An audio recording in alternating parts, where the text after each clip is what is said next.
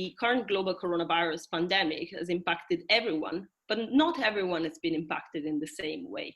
So we will understand today how the pandemic and the responses adopted so far have affected LGBTIQ asylum seekers. When Germany started to go on lockdown in mid-March, it was not surprising that the lives of many LGBTI asylum seekers and refugees came to a full halt, if not crash. Indeed, national calls for social distancing and to stay home reveal the fragility of vulnerable groups which do not have a safe space and the support they need to go through such crises.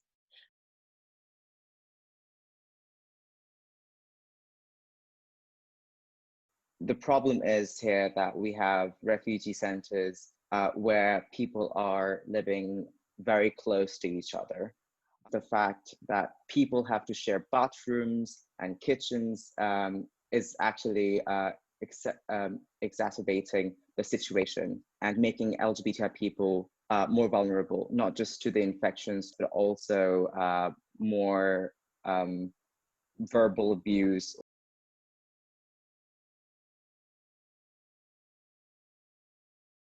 After the first week, we started to have a lot of reports about violence, reports about being abused, reports about being robbed of their belongings, and then also reports about being discriminated within the camps because most of the social workers were not there.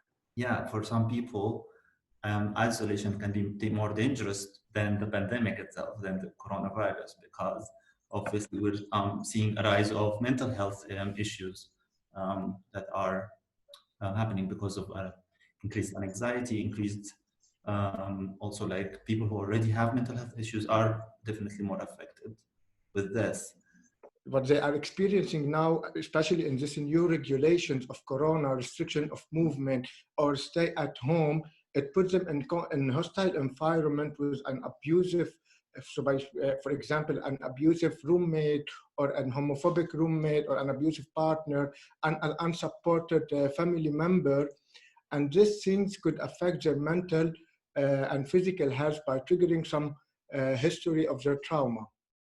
People from racial minorities, especially from Asian backgrounds, that have been increased attacks and violence against them in the last couple of months. Only because somebody's looking Middle Eastern or Asian Black, they're just expecting him to be naturally taking care of his health. Germany prides itself on having one of the best healthcare systems in the world. However, that's usually seen from the perspective of people who are citizens or people who speak the language and have that kind of maybe kind of like that privilege to navigate the system in ways. And especially with people living with HIV, that's a challenge because they cannot rely on their community to support them because they need to usually hide their status. And that's also a case for a lot of queer people in general.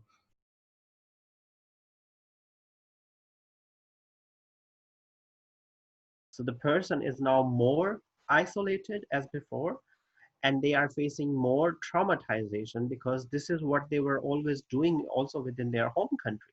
Like don't getting out, don't talking to the people. They won't show themselves as trans persons to the public and wouldn't be able to live the life that they want to live. The violence against them as women is actually a very specific violence against them as lesbian women. So when like we had several cases where women were harassed, experienced sexual violence, and where the cis male perpetrators even like framed it like that they chose them, that they picked these women out because they heard that they are lesbian or because they realized that they never date men or whatever. So this is something that our clients or the members of our organization were facing before the crisis, but as I said before, of course, like now they're locked with their perpetrators. To also point out to the situation of mothers. I mean, amongst the lesbian cis women, which are under our counseling, there are so many mothers, mainly single mothers.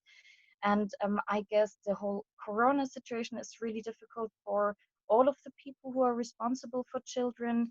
But then just imagine you don't have a good Wi-Fi connection with which you can do the homework with your kids. You don't have a television, you don't have a big garden. So for all of these single mothers in the camps, especially the lesbian mothers, it's a really bad situation.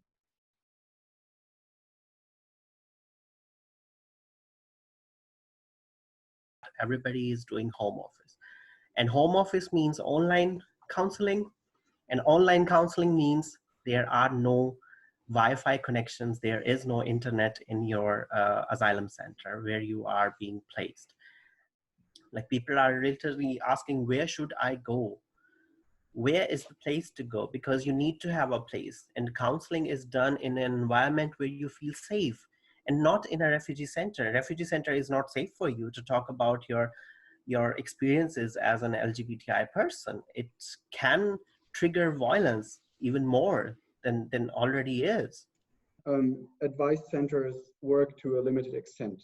Law firms work to a limited extent. That greatly reduces the possibility of access to legal advice, which is very bad, especially because of the short deadlines that we have in the asylum law.